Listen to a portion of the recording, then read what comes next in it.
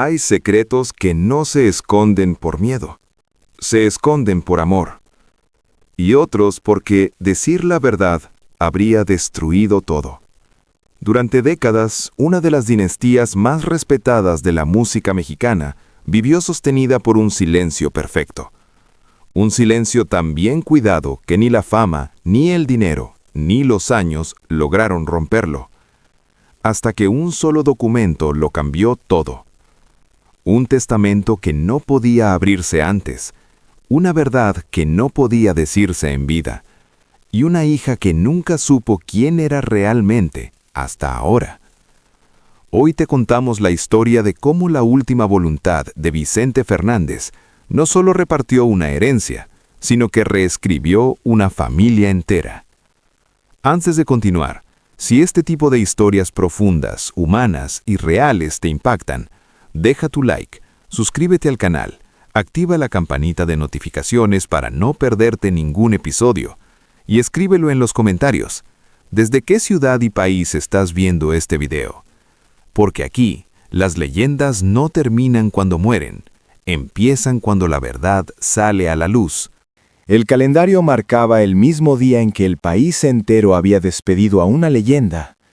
Pero esta vez no hubo homenajes ni mariachis, solo un silencio denso que pesaba más que cualquier recuerdo. En una oficina discreta del Centro Histórico de Guadalajara, el licenciado Fernando Osorio observaba un sobre que llevaba exactamente 3 años esperando ese momento. No era un documento común, ni un trámite más de los tantos que había firmado en más de 4 décadas como notario de las familias más poderosas de México. Aquel sobre estaba sellado con un lacre oscuro y una instrucción tan precisa que no admitía interpretación.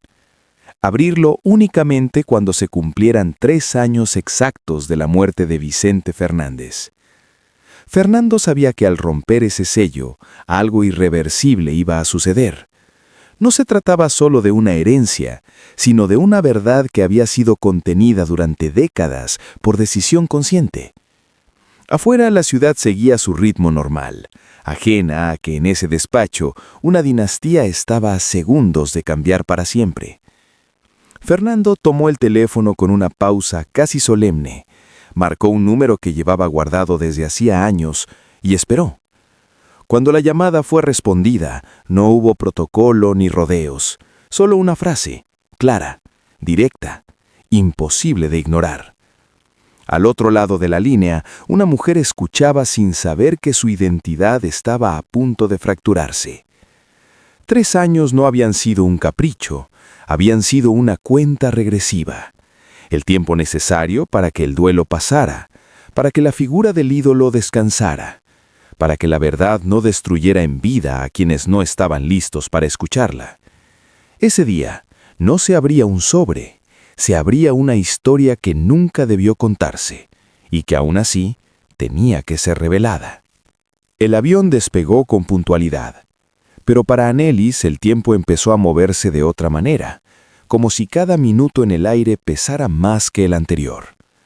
No llevaba una respuesta en la maleta, solo una llamada que no lograba acomodarse en su cabeza y una sensación persistente de que algo esencial estaba a punto de romperse. Miraba por la ventanilla, mientras la ciudad se hacía pequeña, preguntándose por qué alguien como Vicente Fernández habría dejado algo para ella. Alguien que siempre había vivido en la periferia de los grandes apellidos, cerca, pero nunca dentro. En su mente desfilaban recuerdos aparentemente normales, reuniones familiares, conciertos vistos desde lejos, saludos formales en eventos donde las sonrisas eran correctas, pero distantes. Nada parecía justificar aquella llamada. El vuelo avanzaba, y con cada kilómetro la intuición se volvía más insistente, como si la verdad viajara sentada a su lado, esperando el momento exacto para hablar. No era miedo lo que sentía, era una mezcla incómoda de expectativa y resistencia, la sospecha de que al aterrizar ya no sería la misma persona que había subido al avión. Guadalajara apareció bajo las nubes con una calma engañosa, ajena a la tormenta silenciosa que se estaba formando.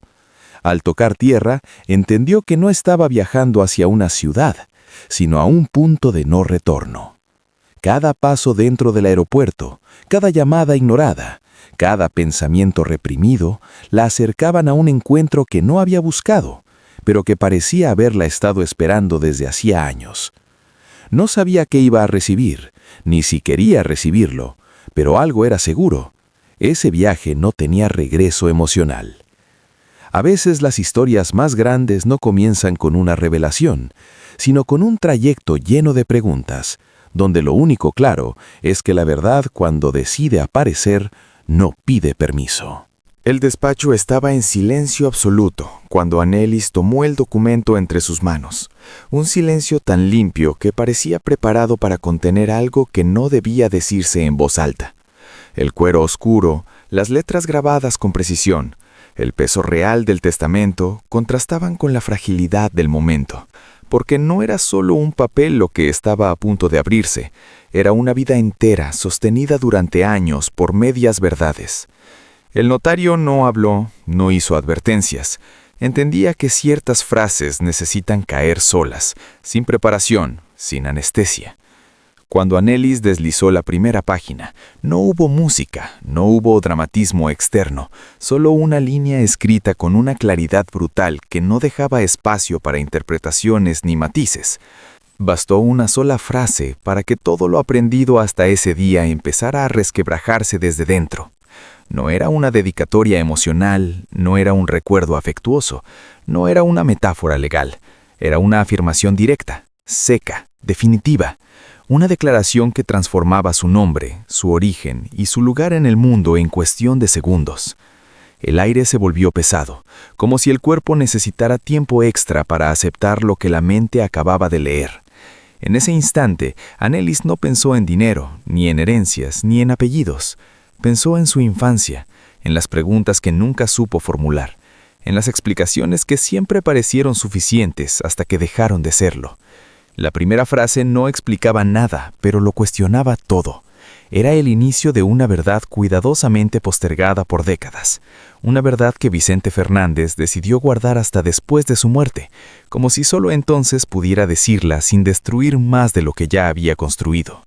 Annelies levantó la vista buscando una señal de error, una negación, cualquier cosa que desactivara lo que acababa de leer.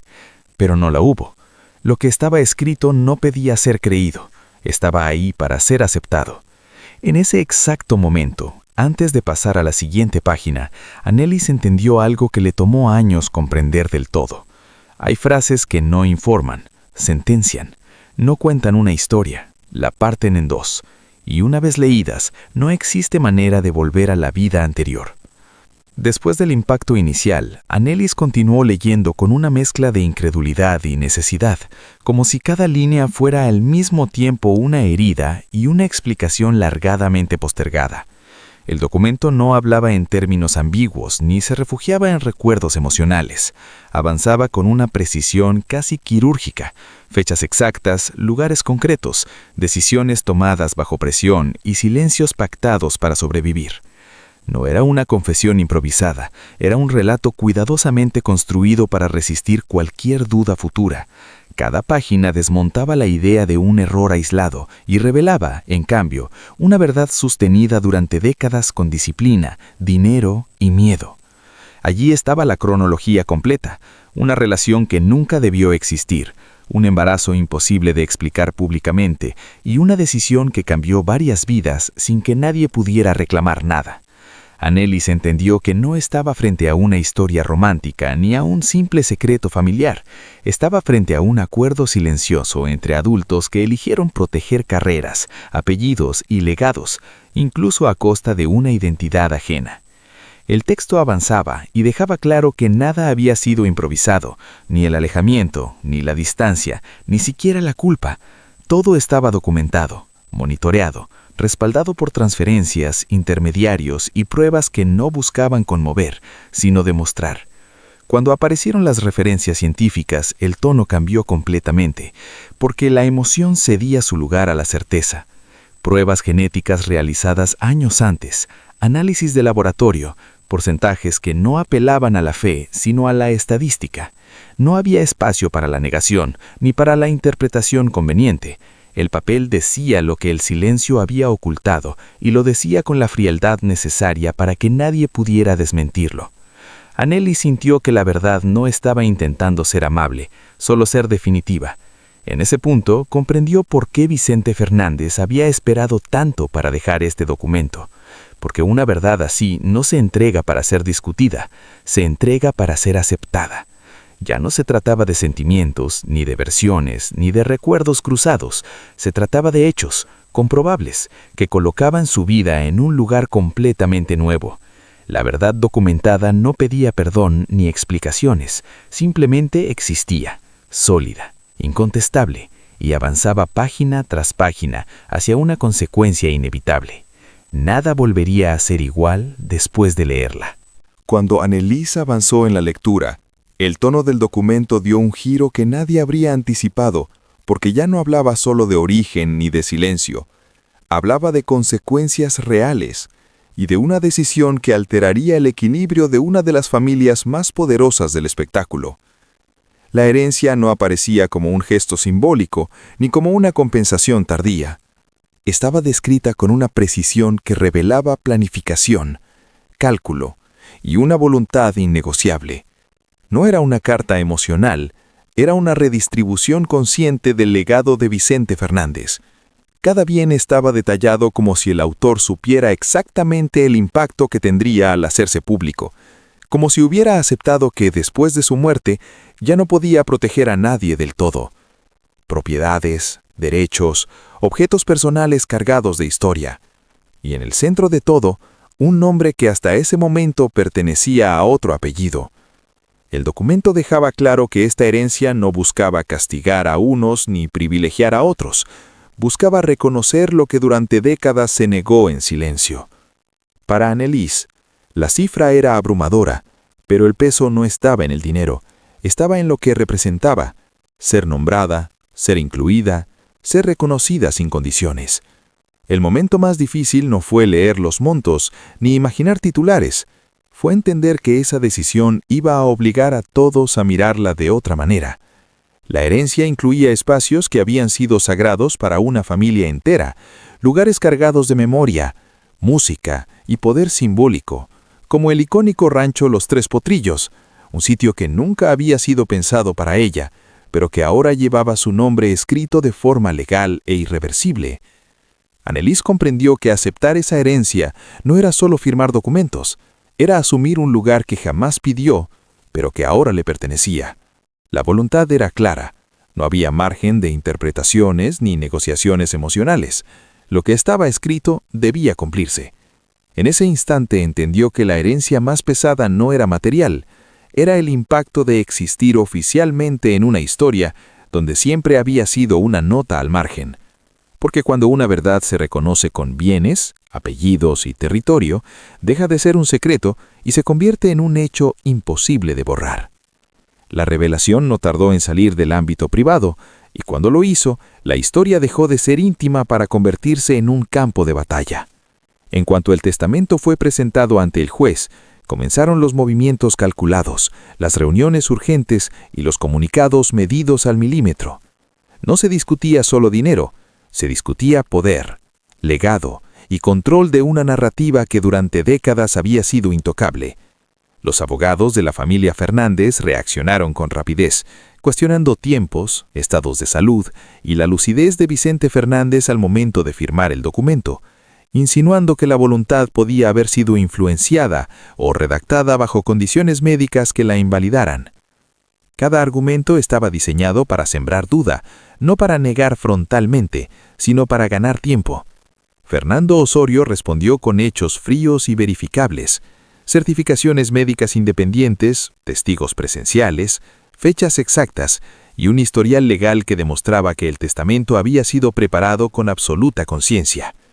Cuando la defensa cambió de estrategia y atacó la identidad de Annelies, el conflicto alcanzó su punto más delicado.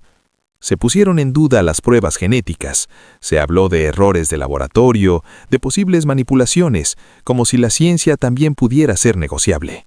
El juez, consciente del peso histórico del caso, ordenó una verificación definitiva que cerraría cualquier discusión. Una comparación genética directa con Alejandro Fernández. La sala quedó en silencio cuando se anunció la medida, porque todos entendieron lo que estaba en juego. Días después, los resultados fueron claros, matemáticos, imposibles de reinterpretar. La guerra legal no se perdió por emoción ni por presión mediática, se perdió por evidencia. En ese punto, el conflicto dejó de ser una disputa y se convirtió en una aceptación forzada. La verdad había resistido abogados, titulares y estrategias, y ahora avanzaba, inaparable, hacia una sentencia que cambiaría la historia de una dinastía para siempre. El portón se abrió con una lentitud solemne, como si el lugar mismo necesitara tiempo para aceptar a quien cruzaba por primera vez sin haber sido invitada nunca. Anelis avanzó por el camino largo, flanqueado de árboles y recuerdos ajenos, consciente de que cada metro la acercaba no solo a una propiedad, sino a una parte de su historia que había vivido sin ella. Al fondo, el rancho Los Tres Potrillos se imponía con esa mezcla de orgullo y nostalgia que solo tienen los lugares donde alguien fue feliz durante mucho tiempo. En el porche la esperaba Alejandro Fernández, de pie, sin escoltas ni discursos preparados, con el peso visible de una verdad que tampoco había elegido. Se miraron durante unos segundos que parecieron eternos, buscando similitudes sin querer admitirlas, encontrándolas de todos modos en los gestos, en la mirada, en una familiaridad incómoda que no necesitaba explicación. No hubo reproches ni preguntas incómodas, solo un saludo breve, casi torpe, que marcó el inicio de algo nuevo. El abrazo llegó después, contenido, sincero, sin dramatismo, como si ambos entendieran que no era el momento de ajustar cuentas, sino de reconocerse.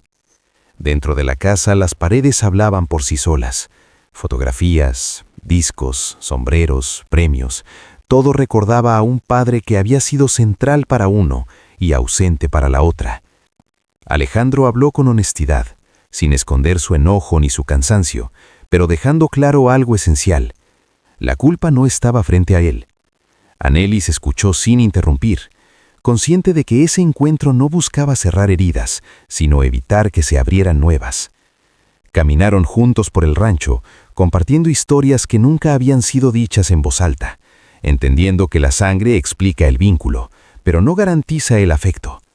Al final del recorrido, sin acuerdos formales ni promesas grandilocuentes, ambos supieron que ese encuentro no resolvía el pasado, pero abría una puerta inesperada, la posibilidad de construir algo distinto a partir de la verdad, aunque llegara tarde. Después del encuentro, Anelis comprendió que la verdad no siempre llega para ordenar la vida. A veces llega para complejizarla, para obligarte a sostener dos realidades que no encajan del todo, pero que existen al mismo tiempo. Por un lado, estaba la sangre, el origen biológico confirmado con pruebas, documentos y sentencias, una herencia genética que la unía irremediablemente a Vicente Fernández, el hombre que le dio la vida, la reconoció tarde y decidió reparar desde la distancia lo que no supo enfrentar en vida. Por el otro lado estaba la memoria cotidiana, la infancia real, los años formativos vividos bajo otro techo, con otro apellido, con otro tipo de presencia, la de Antonio Aguilar, quien la crió sin deberlo, quien estuvo cuando la biología no importaba y el amor se demostraba en actos silenciosos. Anelis entendió que no tenía que elegir entre uno y otro, porque la identidad no funciona como un juicio legal donde solo puede haber un ganador. Su historia estaba hecha de decisiones ajenas, de silencios pactados, de verdades postergadas, y negar cualquiera de esas partes sería volver a mentirse. Aceptar su nueva identidad no significaba borrar el pasado, significaba integrarlo, reconocer que fue hija sin saberlo y fue criada sin explicaciones, que hubo amor imperfecto y responsabilidad tardía, que hubo cobardía y también intento de reparación. La pregunta ya no era quién fue su verdadero padre, sino quiénes habían sido fundamentales en su vida en momentos distintos y por razones diferentes. En ese proceso, Anelis dejó de buscar culpables y empezó a buscar sentido, entendiendo que llevar 2 apellidos no era una estrategia pública ni un gesto simbólico, sino la forma más honesta de nombrarse. 2 padres, 2 historias, 2 silencios distintos, una sola identidad, construida no desde la perfección, sino desde la verdad finalmente asumida. La verdad no llegó como una celebración ni como un acto de justicia perfecta. Llegó tarde, con cicatrices ya formadas y preguntas que nunca tendrían respuesta completa. No reparó la infancia, ni devolvió los años perdidos, ni borró el peso de los silencios, pero hizo algo igual de poderoso. Puso fin a la duda. Para Anelis, saber quién era no significó cerrar una historia, significó poder empezarla por primera vez sin mentiras. La figura de Vicente Fernández dejó de ser solo un ícono distante y se convirtió en una presencia compleja, humana, llena de errores y decisiones tardías. Alguien que no supo ser padre en vida, pero que al final tuvo el valor de reconocer lo que había negado durante décadas. La verdad no llegó para dividir, llegó para obligar a todos a mirarse sin disfraces, a aceptar que las familias no siempre se construyen desde la honestidad, sino desde la supervivencia. Anelis entendió que el silencio que la rodeó no fue casual, fue una estrategia para proteger carreras, reputaciones y nombres, y que ella creció pagando un precio que nunca eligió. Aún así, eligió no vivir desde el rencor, sino desde la comprensión, aceptando que el amor puede existir incluso cuando se expresa mal, incluso cuando se posterga demasiado. La verdad tardía no fue un final feliz al estilo de los cuentos, fue un cierre realista, imperfecto, pero necesario. Porque hay verdades que llegan cuando ya no pueden cambiar el pasado, pero sí el sentido del presente. Si este relato te hizo reflexionar, te invito a dejar tu like, a suscribirte al canal y a activar la campanita de notificaciones, porque aquí seguimos contando historias reales con respeto, profundidad y mirada humana. Y ahora dime, en los comentarios, algo muy importante para nosotros. ¿Desde qué ciudad y país estás viendo este video? Tu voz también forma parte de esta historia.